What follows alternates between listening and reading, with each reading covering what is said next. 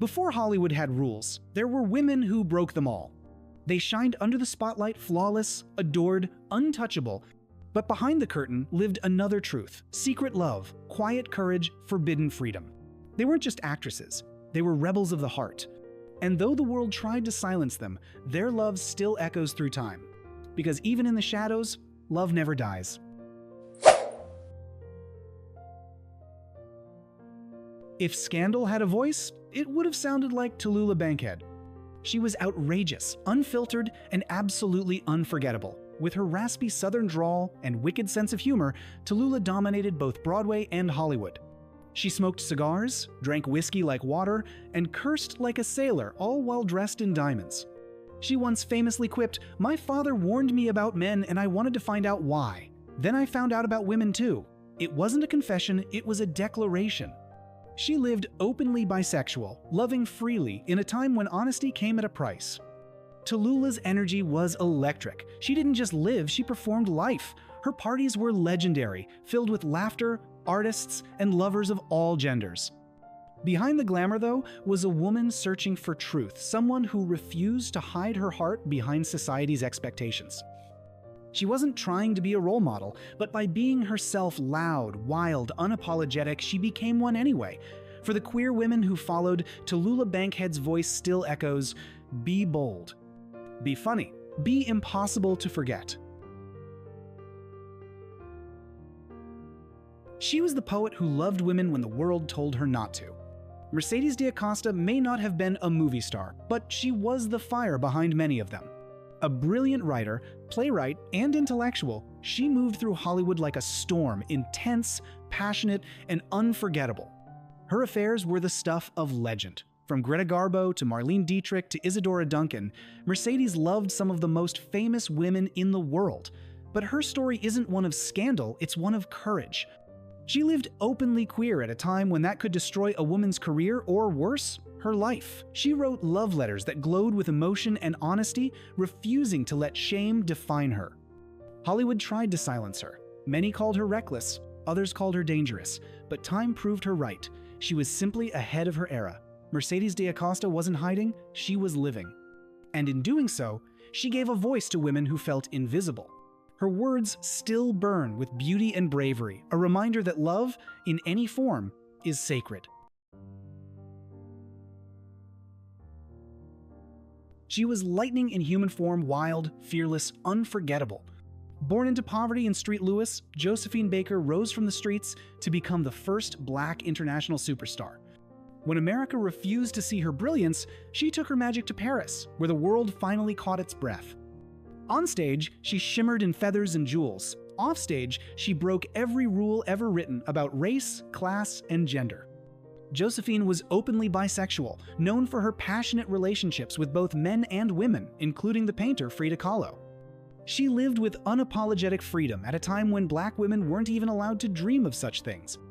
In her performances, she turned her body into art, her identity into protest, and her love into a revolution. But she was more than a performer. During World War II, she worked for the French resistance, smuggling messages in her sheet music and risking her life for freedom not just for herself, but for all who were silenced. Josephine Baker's legacy is bigger than fame. She didn't just dance, she dared. She was wit, wisdom, and wickedness wrapped in a corset. Before censorship, before the Hays Code tried to tame Hollywood, Mae West was already setting it on fire. In 1927, she wrote The Drag, one of the first plays in American history to feature gay characters and themes. It was banned immediately, of course, but that never stopped her.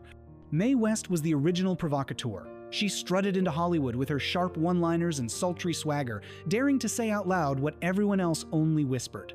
She was a fierce advocate for sexual freedom and an ally to the LGBTQ+ community long before the word ally existed. She famously said, "I believe in censorship. I made a fortune out of it." That line alone captured her genius, bold, funny, and in complete control. Though she never publicly labeled her sexuality, her open support for queer art and artists was radical for her time. Mae West wasn't just a star, she was a storm in heels who refused to dim her light for anyone. She was a writer who didn't just tell stories, she challenged the world. Lillian Hellman was a playwright whose words burned through polite society like fire through paper. Her sharp intellect and courage made her one of the most powerful voices in American theater. Though history often remembers her politics and her long partnership with author Dashiell Hammett, her private life told another story, one of love, complexity, and hidden tenderness toward women. Hellman lived in a world that punished difference, but her art was her rebellion. She explored themes of hypocrisy, conformity, and moral courage, reflections of her own internal battles. Her work often gave voice to outsiders, to people forced to hide their truths. In that way, Lillian was writing about herself. Behind her strong will and public fire was a woman who understood the cost of silence. And yet, through her plays and her defiance, she left behind a legacy of integrity, the courage to live with conviction, no matter the cost. Quiet elegance, subtle power, unspoken truth. Ruth Draper was not a Hollywood celebrity. She was something rarer, a one-woman force of art. Her solo performances, crafted from her own imagination, made her an international sensation.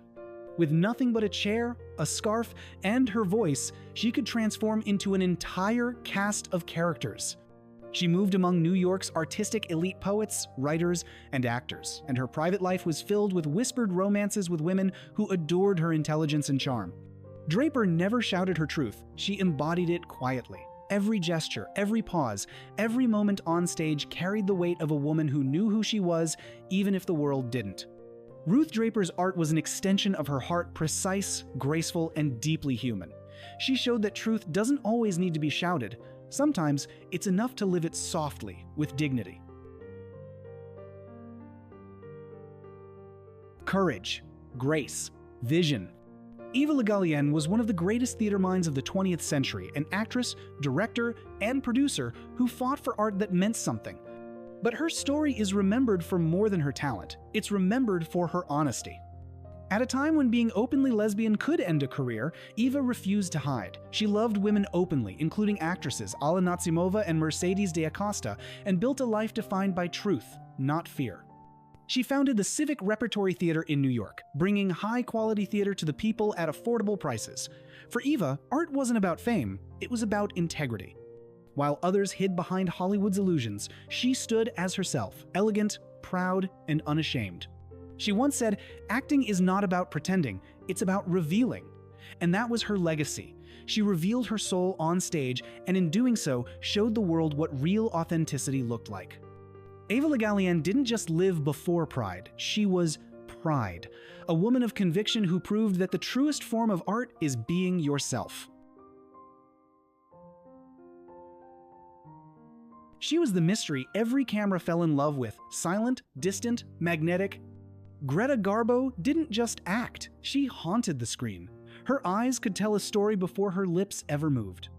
In the golden age of Hollywood, she became a symbol of grace, restraint, and eternal allure, a goddess made of shadows and light.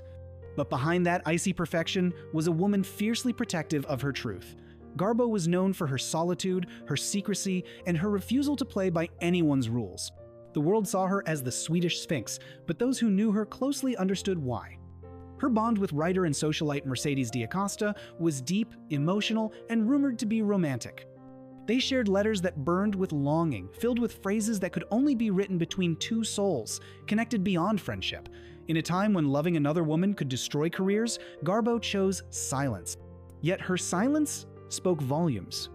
When she said, "I want to be alone," it wasn't sadness, it was rebellion. It was the voice of a woman who refused to be owned by Hollywood, by men, or by the lies of a world not ready for her truth. Greta Garbo didn't just walk away from fame, she walked toward freedom. She was smoke and silk, danger and desire. Marlene Dietrich wasn't just a star, she was a revolution.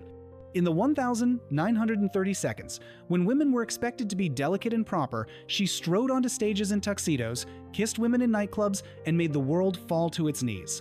Her husky voice and knowing smile made her irresistible, but what truly set her apart was her defiance. Dietrich lived as though gender rules simply didn't exist. She was openly bisexual among her inner circle, rumored to have shared passionate relationships with both men and women, including Greta Garbo. She made art out of rebellion. Every time she walked onto a film set wearing pants, she wasn't just dressing for comfort, she was making a statement. I own myself. Dietrich once said, "Darling, the legs aren't so beautiful, I just know what to do with them." And that summed her up perfectly confident, sharp, unbothered. She used her wit and her beauty as weapons, but beneath that strength was a woman who simply wanted to live honestly. To this day, Marlene Dietrich remains a timeless emblem of queer glamour and liberation, the woman who made power seductive. Long before Hollywood had rules, Alla Nazimova broke them all. A Russian-born actress, screenwriter, and producer, she brought European sophistication to the early silent film era. But Nazimova wasn't just talented, she was visionary.